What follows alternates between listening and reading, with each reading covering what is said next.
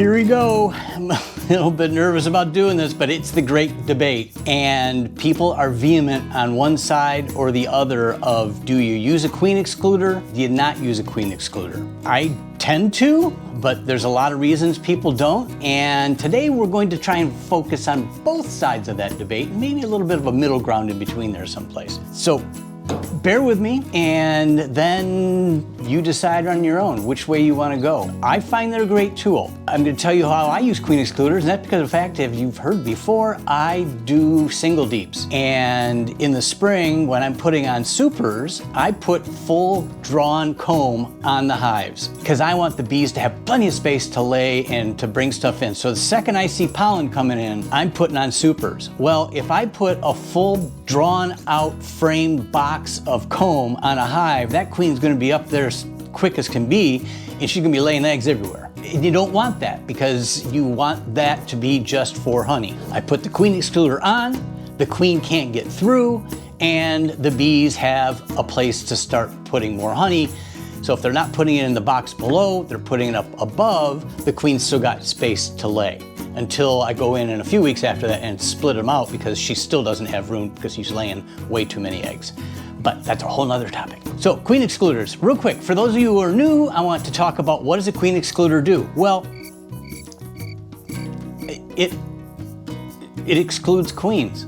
I guess that makes sense, right? That's exactly what they do. Queen excluders come mainly in two different types, actually three. I'm gonna show you that in just a minute. But they come in wire, and they also come in plastic. I hate plastic. Wait, I still need to show you what that looks like. Okay, why not plastic, Dave? Well, some people swear by them, and if you have found a reason for that, please put it in the comments, but I find a couple of things with plastic that I don't like. Number one is that the edges on these are fairly sharp. When I say sharp, not like knife sharp, but they're a hard plastic edge. I know it's kind of hard to see that, but they're a hard plastic edge. I feel like it has the potential to rip the wings on bees as they're going through them. And I just know that that's what happens. And that's why I'm not a fan of that. I also feel like there's so much little space in this that it does act more like a honey excluder than a queen excluder. So again, that's why I'm not real fan of them. Some people use them for collecting propolis. I think there's other uses. If you found another use for it, put it down in the comments. I'm just not a fan, and I am really a fan of the, okay, now I can throw it, the metal, because the metal is a rounded bar and there aren't any sharp edges for the bees to be catching on. I don't really see bees with ripped wings working in honey supers, so it tells me that it's doing its job. So this goes on top of a brood box, and on top of the brood box goes a honey super. I'll run right out and show you what I'm talking about. So brood box, queen excluder, right here, honey super. That's how it does it. Not that big a deal, but gives you something to think about. Okay, well, that was a cute little field trip. It's hot and sweaty out there, but so it's pretty simple to see. Just brood box, queen excluder, super. What are some of the advantages? Well, number one, I just said it. You don't have a queen coming up and laying in your comb. Why do you not want that to happen? Well, for a couple reasons. Number one, if you've got a box half full of brood and half full of honey, well, guess what? That's not a honey super, that's a brood chamber. You can't extract it. So that's one very big negative. If you have just a little bit of brood up there, the bees won't leave it. So when you try to take that honey super off, no matter what you do, I've even used fume boards, and the bees will not leave brood. They will tend to it no matter what. So you bring home a box and it's like, oh my God, it's full of brood. And I didn't see that. That's the negative side, especially if you're using escape boards. So if you watch my skateboard video, you can't have brood in an escape board because they won't leave. They're just not going to. So that's another reason. If you're gonna do comb honey, you especially don't want a queen having either laid in that comb or up there laying, because obviously you can't cut comb honey out that's got brood in it. So that's the other reason. And plus, when a queen lays in pristine wax, it immediately turns that wax a darker color. And it's obvious that a queen has been up laying in a honey super when you pull it out. So you can't sell comb like that if you're selling combed honey. Those are some of the reasons that you want to do that. What are some of the disadvantages? A lot of people say these aren't queen excluders, they're honey excluders.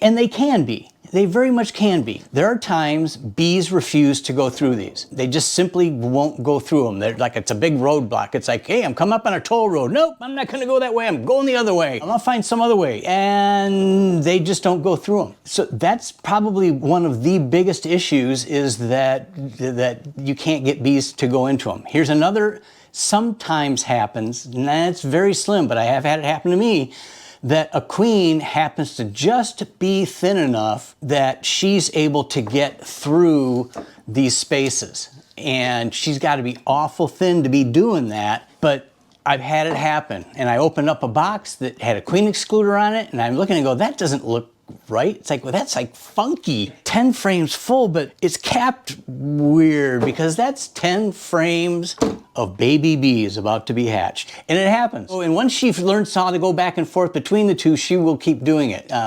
So at that point, you got brood. That's all I can say. That's another disadvantage she could possibly go through anyway. Okay, so I'm going to give you kind of a halfway medium in between that works for me in a certain way. So here's Dave's bonus tip. And my bonus tip is sort of use it, sort of don't. If you have a super and it's got all brand new comb, not drawn out at all, and if you have not, watch my should I wax or should I not video, or is it over here? Once you put that up there, put it on without a queen excluder. Let the bees keep going up and start to draw off that comb. Keep a close eye on it. Make sure that it doesn't get full enough that a queen can come up and lay in it. But as soon as you see that they're drawing on that comb, they're almost trained to keep going up there and building on that. And as soon as you see that happening, then you slip on your queen excluder.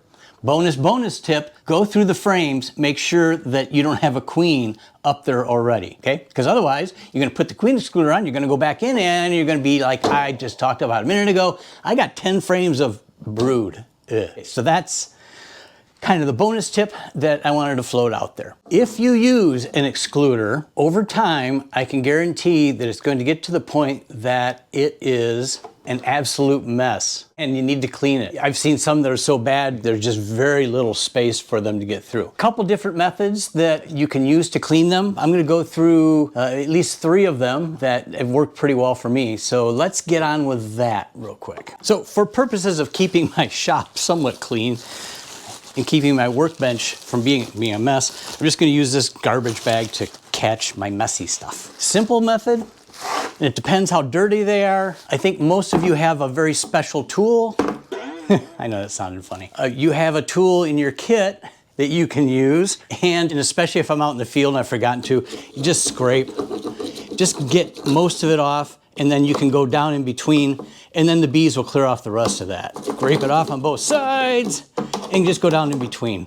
So it's a little tedious, but if you're in a pinch, you're out in the field, it works great, okay? And it'll clean it off for you. Another way, and I don't have it with me, but simple enough, just take a wire brush, but you're gonna trash the wire brush when you do it. There are also tools out there that are specifically made for cleaning queen excluders that gets through and scrapes it off pretty well. Okay, next method. Well, this works pretty well. Freeze them. Yep, breeze. Put them in the freezer for a few hours, and the comb gets really, really brittle. You take it out of the freezer, take it over to your table. Nope, that is not the way to do it. It scrapes off much easier if you do this. See how easy that comes off now? And if you knock, it knocks a lot of that comb off. So if you've got this freezer space, this is a really simple way to do it as well. And it's kind of a mess in here. Once they're still frozen, I run them outside and scrape them off. So that's another really good way. Speaking of running outside, that's a third way I'm gonna show you. A little unconventional, but it might have its place. So I'm gonna show it to you anyway. So let's go outside. Oops, wait, before we go outside, I do want to mention I'm not a fan of these much anymore. Reason being is that they build a lot of comb. It's got this wood ledge around the side of it. It does give the bees a little bit more space between each brood box, but I have found the longer I leave these on, the more I get this built up comb on here, and enough comb that they're able to put honey into it.